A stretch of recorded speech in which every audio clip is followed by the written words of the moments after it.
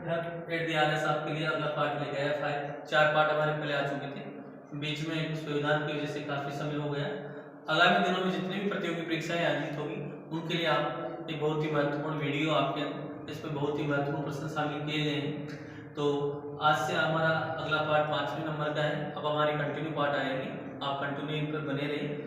और आज जो हमारा अगला क्वेश्चन है 100 क्वेश्चन पहले हो चुके थे, आज 101 नंबर का जो हमारा पहला प्रश्न है वह है राजस्थान में थार मरुस्थल से प्रभावित क्षेत्रफल और जनसंख्या का प्रतिशत कितना है। जो राजस्थान के अंदर जो उससे प्रभावित क्षेत्र है और वहाँ की जनसंख्या कितनी उससे संबंधित है, तो इसका आंसर है 61.41% और जनसंख्या 40%। विश्व में जनसंख्या और जैव विविधता की दृष्टि से देखा जाए जो थार का मरुस्थल है वो सबसे बड़ा मरुस्थल है। अगला जो क्वेश्चन है राजस्थान की प्रमुख चोटियों से संबंधित है, भाई कौन कौन सी चोटी है उसकी जो ऊंचाई है वो कितनी कितनी है। तो राजस्थान की जो प्रमुख चोटियां हैं वो तारागढ़ है जो अजमेर में स्थित है वो 873 मीटर है। और दूसरे नंबर पर कुंभलगढ़ जो राजसमंद में है वो 1224 मीटर है। नंबर 3 पे अचलगढ़ सिरोही है, तो अचलगढ़ सिरोही है जो 1380 मीटर है। फिर शेर है जो 1597 मीटर है। गुरु शिखर सिरोही में है जो सबसे ऊंची चोटी है 1727 मीटर है, 1722 मीटर है। और 5 फीट की दातात्रेय ऋषि का मंदिर जोड़ के 1727 फीट हो जाती है।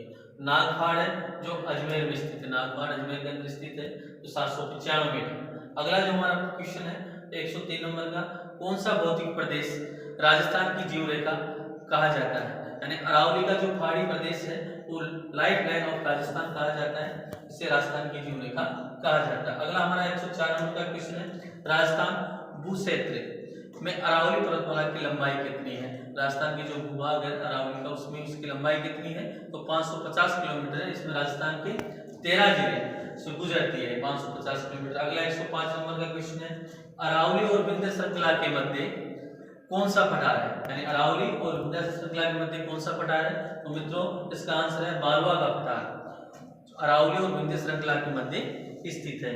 अगला क्वेश्चन है हमारा 106 नंबर का, देखो राजस्थान में अरावली पर्वतमाला किस दिशा में विस्तृत है। तो राजस्थान के अंदर जो अरावली पर्वतमाला है दक्षिण पश्चिम से उत्तर पूर्व की ओर कुल इसकी जो लंबाई की बात करें तो 692 किलोमीटर है।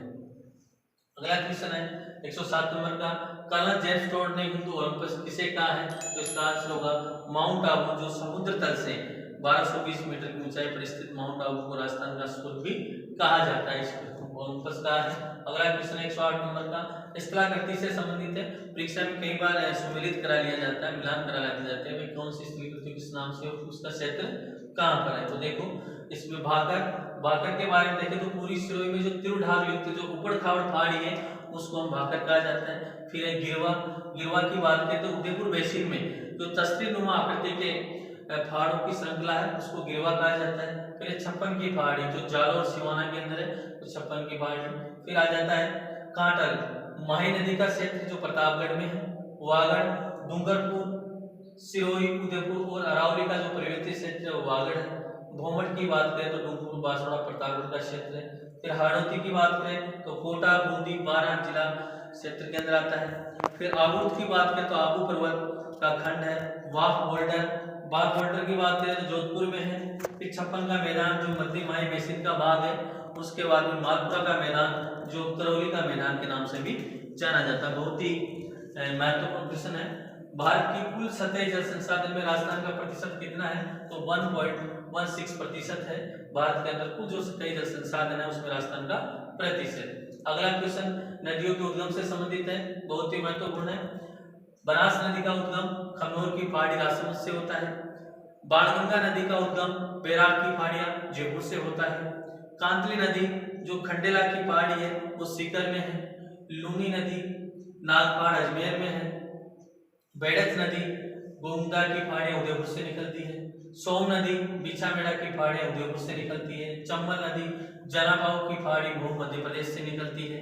खारी नदी बिजराल की पहाड़ियां राजसमंद से निकलती है। और सांबी नदी सेवर की पहाड़ियां जयपुर से निकलती है। जो नदियों से संबंधित बहुत ही महत्वपूर्ण प्रश्न है। अगला प्रश्न है 111 नंबर का, राजस्थान किस झील में राजस्थान की किस झील में 12 दरे स्थित है? तो इसका आंसर होगा अनासागर झील। इसका निर्माण 1637 में शाहजहां ने करवाया था।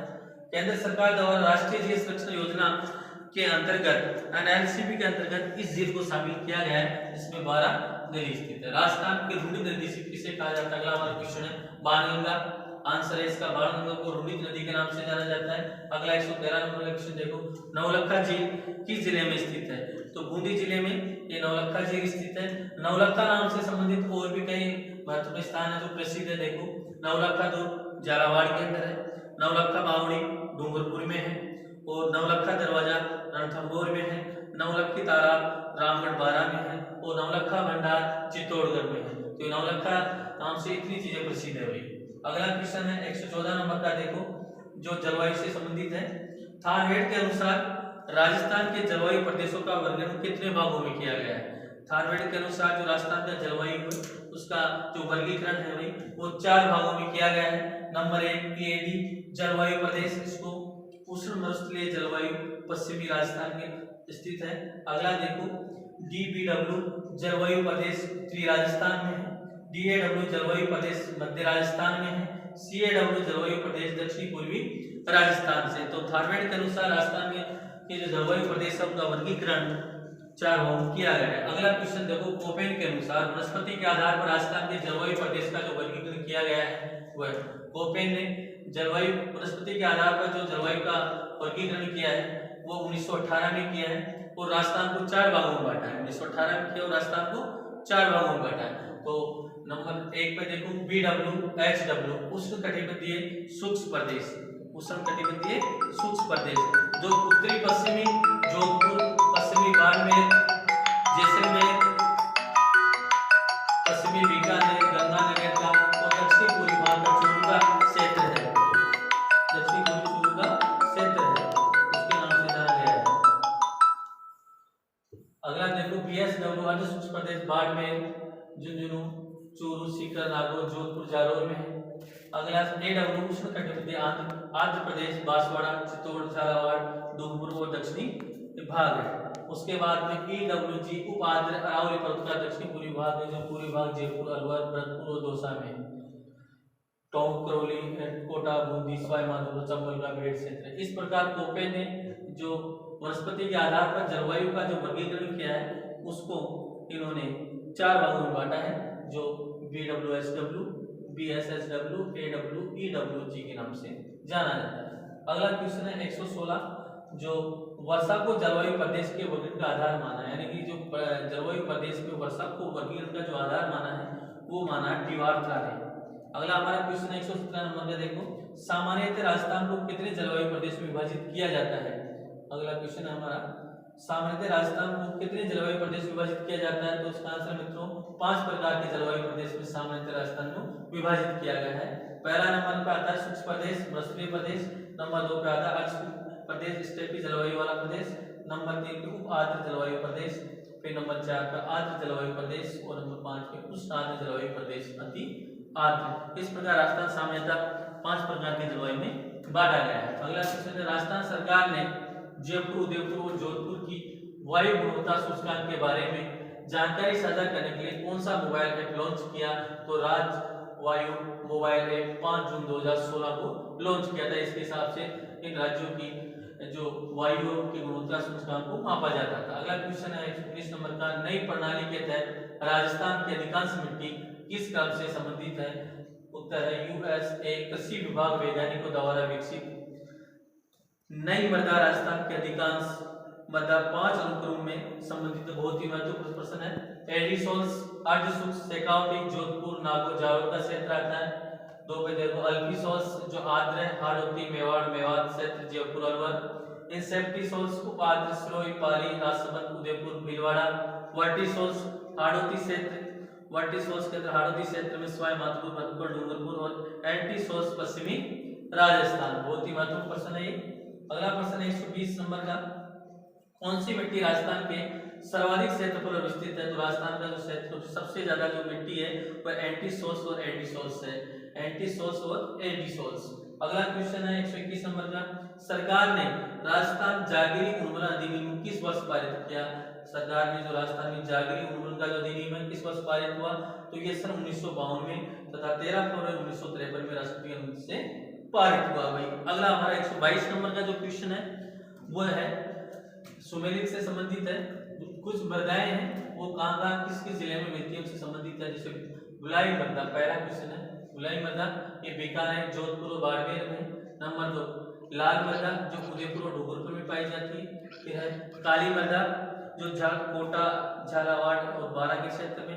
फिर कचहरी मृदा जो अलवर, धौलपुर से संबंधित है। फिर जालोर मृदा है जो भरतपुर, सवाईमाधोपुर, धौलपुर, अलवर टाउन, जयपुर, बूंदी से संबंधित। मध्यम काली मृदा जो हाड़ौती के पठार में।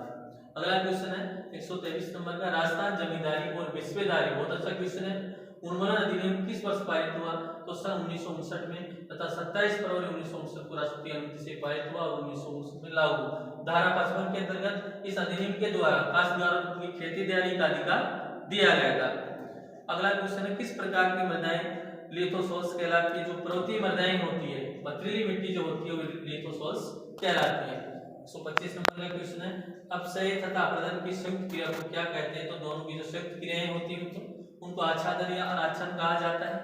अगला हमारा जो 126 नंबर का क्वेश्चन है तो राज्य के कितने प्रतिशत भूभाग पर वनों का विस्तार है, तो इसका जो आंसर है वो 9.60% पर राज्य के अंदर वनों का विस्तार। राज्य की भौगोलिक क्षेत्रफल का जो प्रतिशत है 60.42%। प्रति व्यक्ति वनारोहण वृक्षारोपण जो किया गया है 0.037 हेक्टेयर है, तो ये वनों से संबंधित है। तो भूभाग पर जो वनों का विस्तार है वह 9.60% है। अगला हमारा 127 नंबर का क्वेश्चन है मित्रों, देखो प्रशासनिक दृष्टि से राजस्थान के वनों की श्रेणियां कितने प्रकार की है, तो 3 प्रकार की श्रेणियां मानी गई प्रशासनिक दृष्टि से वनों की। सुरक्षित वन 56.49% सर्वाधिक 12 में है। आरक्षित वन अगला देखो 37.05% सर्वाधिक उदयपुर में है। और अवर्गीकृत वन 6.46% सर्वाधिक बीकानेर में। तो सुरक्षित वन सर्वाधिक 12 में, आरक्षित वन उदयपुर में, अवर्गीकृत वन सर्वाधिक बीकानेर।